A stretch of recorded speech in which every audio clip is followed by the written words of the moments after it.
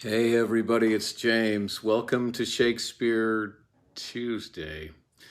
I did it again, my apologies. I have no excuse to give you except that my life is kind of complicated right now and it slipped my mind. But let's begin. When we last we left Macbeth and Lady Macbeth, Macbeth has hired the murderers to go kill Banquo, his friend, who he suspects may know about his murdering the king, and his son, Fleance, who the witches have told Macbeth and Banquo will someday be king, although Banquo won't.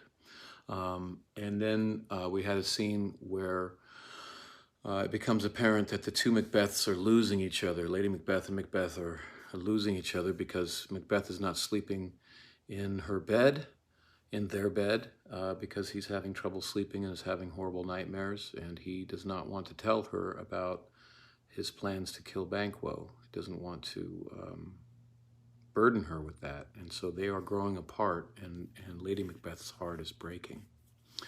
So the next scene is a short scene, and I'm going to do two scenes today because this next scene is so short.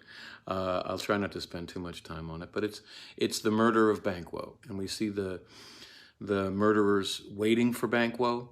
We see Banquo and his son Fleance come in, and we see the murderers descend on them like jackals. It's a nighttime scene.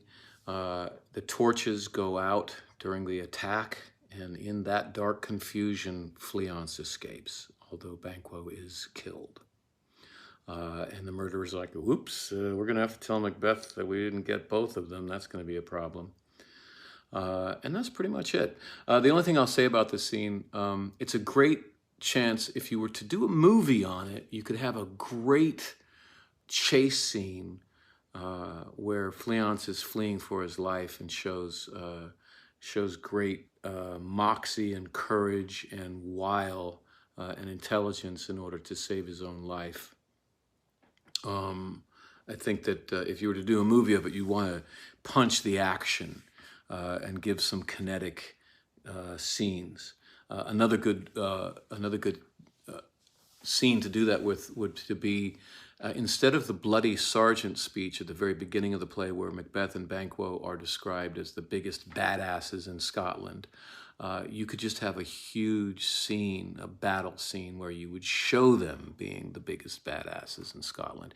It would make for a rousing start to the film, and that's what I would do if I was making a movie. Anyway, so then we get to the meat of today, which is a party scene. It's a dinner party. Macbeth and Lady Macbeth are having a dinner party, and they're going to try to have a normal dinner party, even though Macbeth, in the back of his mind, is waiting to hear from the murderers to see if they have in fact killed Banquo and Fleance. And it starts fairly normally, but then the murderer comes in and tells Macbeth that Banquo is dead, but his son got away, and Macbeth is really upset about that, obviously. Probably more important than killing Banquo would be to kill Fleance, because Fleance is going to take the throne from him and in his mind. So that's very upsetting. But he keeps it together until he turns around and one of the lords, one of his friends says, "Come on, sit down with us, join us." And he's like, "Well, there's no place to sit. All the seats are taken." They're like, "No, this one right here." And they point to one, and there's someone in that seat. And Macbeth notices that it's the bloody form of Banquo sitting in the seat. Now, he can see this, but it's apparent that no one else in the room does. And he says, "Which of you have done this?" They say, "What, my good lord?" And then Macbeth talks to the ghost. "Thou canst not say I did it. Ne'er shake thy gory locks at me."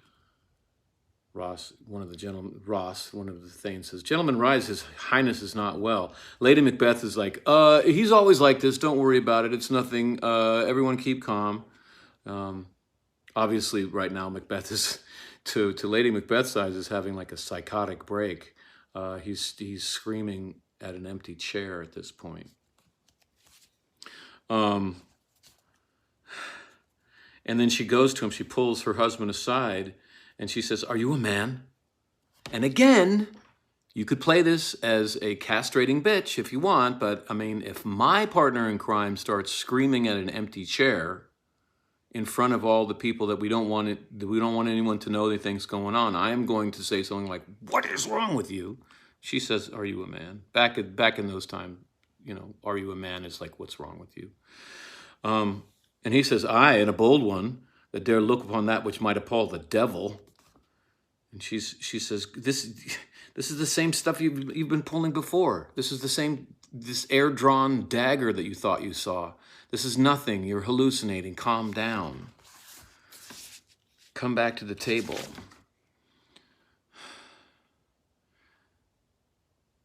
But the ghost is still there. And Macbeth says to his wife, "Prithee, see there, behold, look, lo, how say you?" And then he just blasts past his wife and goes right to the ghost. "What care I? If thou canst nod, speak too." And he starts muttering to himself, "If charnel houses and our graves must send those that we bury back, our monuments shall be the maws of kites," which is kind of a joke. Can I explain? Kites are birds.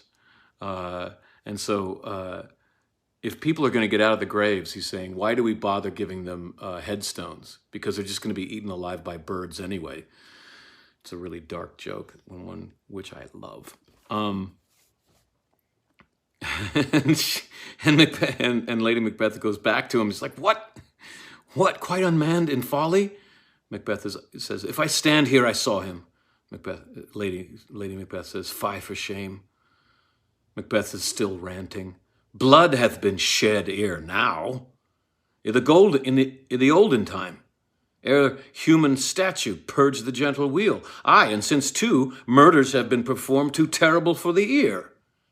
The time has been that when the brains were out, the man would die, and there an end. But now they rise again with 20 mortal murders on their crowns and push us from our stools. This is more strange than such a murder is." And Lady Macbeth says, "My worthy lord, your noble friends do lack you," meaning everyone's staring, honey. And now the ghost has vanished as Macbeth was ranting. And Macbeth says, "I do forget. Do not muse at me, my most worthy friends. I have a strange infirmity, which is nothing to those that know me. Come, love and health to all. Then I'll sit down. Give me some wine, fill full." Now, I've seen an actor say, "Fill full," and try to make a joke out of that line, and it's so important not to lean into any hint of comedy is very dangerous in this scene. You don't want any laughs in this scene. If you go for them, they'll laugh at Macbeth later on. It's very dangerous. Don't do that. And again, he says, "I drink," and he raises his glass, "I drink to the general joy of the whole table, and to our dear friend Banquo, whom we miss. Would he were here. To all in him we thirst, and all in all."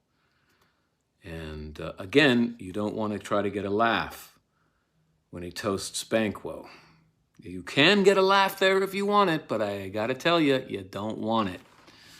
And they all raise their cups and give a toast, at which point the ghost is back. And Macbeth says, "Avaunt and quit my sight. Let the earth hide thee. Thy bones are marrowless, thy blood is cold. Thou hast no speculation in those eyes which thou dost glare with." So he's screaming again at the ghost. It's like he's basically saying, "You're dead. Shut the hell up.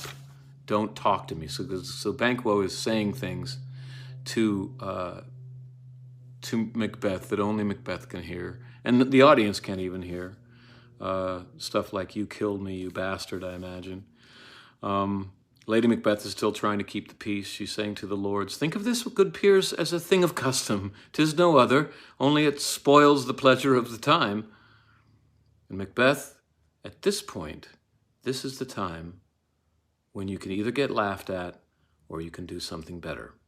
I have seen many actors hide behind the table, hide behind Lady Macbeth's dress, cower behind a stool. And this is when Laurence Olivier drew his dagger or his sword and climbed up on the table and said, "What man dare I dare?"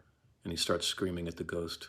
"Approach thou like the rugged Russian bear, the armed rhinoceros, or the Hircian tiger. Take any shape but that, and my firm nerves shall never tremble, or be alive again, and dare me to the desert with thy sword. If trembling I inhabit, then protest me the baby of a girl. Hence, horrible shadow, unreal mockery, hence." So, like, you could either take that as, "I'm trembling, oh, I'm so afraid, please come as a tiger," or you can just read the words. He's just basically saying, "Fight me. If you're going to come here, fight me." But the Banquo's ghost doesn't fight him, he vanishes. And Macbeth says, "Why so? Being gone, I am a man again. Pray you, sit still." And everyone is just staring at him silent. And Lady Macbeth says, "You have displaced the mirth, broke the good meeting with most admired disorder." And at that point, Macbeth turns on his guests. And he says, "Can such things be that overcome us like a summer's cloud without our special wonder? You make me strange, even to the disposition that I owe, when now I think you can behold such sights and keep the natural ruby of your cheeks when mine is blanched with fear." At that point, Lady Macbeth just says, "Everyone get out. Please leave." And they do. And this is bad. This is pretty much Macbeth decrying to everyone that he's insane. Lady Macbeth has got to be thinking, "I hope that no one figures out that we've killed the king." Everyone leaving the banquet has got to be thinking, something's up here. I wonder, is that guilt? We were already wondering who killed the king. Maybe it's Macbeth, my God. So this is really bad. And they're left alone. And Macbeth says, "It will have blood. They say blood will have blood. Stones have been known to move and trees to speak. Augurs and understood relations have by magpies and choughs and rooks brought forth the secretest man of blood. What is the night?" So he's just saying, strange things happen, man. I really was visited by a ghost just now. We've heard of stuff like this happening in our world. It just happened to me. I'm not crazy. But he uses really dark language to say it. And he says, "What time is it?" She says, "Almost, what is it? What is the night?" And Lady Macbeth says, "Almost at odds with the morning, which is which? It's almost dawn." And Macbeth changes tact and he says, "How sayest thou that Macduff denies his person at our great bidding?" So he's saying, what do you think that Macduff, not Banquo, but now Macduff, is not coming when I call him? Why is that? Lady Macbeth says, "Did you send to him, sir?" Macbeth says, "I hear it, by the way, but I will send. There's not one of them, but in his house I keep a servant feed." He's saying, "I have spies. I'll find out why he's not coming." Then Macbeth says, "I will tomorrow, and betimes I will, to the Weird sisters, the witches. More shall they speak. For now I am bent to know by the worst means the worst. For mine own good, all causes shall give way. I am in blood, stepped in so far that should I wade no more, returning were as tedious as go over. Strange things have I have. Strange things I have in head that will to hand, which must be acted ere they may be scanned.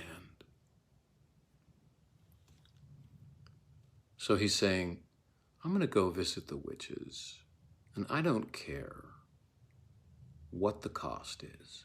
I am going to find out what the hell is going on. And then he says, let's go to bed, and she says yes. And they go. And so this is more of the descent, you know. Instead of maybe pulling up and stopping his march to hell, he's going straight down, and he's going to go speak to agents of the devil.